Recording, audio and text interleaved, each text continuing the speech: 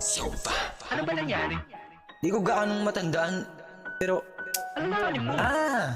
Yung? Okay. Ganito kasi yun eh. Check. Madalas na tanong sa akin nung bata ako'y nasasaktan ka ba pag ang iyong amay tinataboy ka? At pag hindi mo siya makasama sa paglalaro'y nalulungkot ka ba? Lalo na sa tuwing inaapoy ka ng lagnat ay hindi siya ang iyong katabi sa gabi. Madalas ko namang sagot sa kanila ay hindi ko na po kailangan ng ama. Sapat na aking inay na inalagaan ako hanggang sa aking paglaki. Hanggang sa dumating ang panahong madilim at di ko na makita kanyang halaga. At sabi din niya sa aming magkapatid ay mas pipiliin ko siya kung ayaw niyo sa kanya. Lumayas kayo.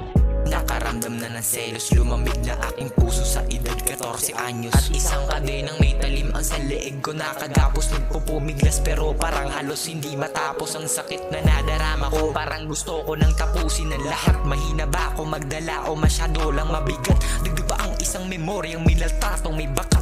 Pananggalo sa aking katawan dahil pinagbuhatan ako ng kamay ng aking tatay-tatayan. Nung napagdesisyonan ni inay na mang ibang bayan, habang inaalagaan ang kanyang anak-anakan ay nalalamog, nilulunod sa suntok hanggang sa mapilayan.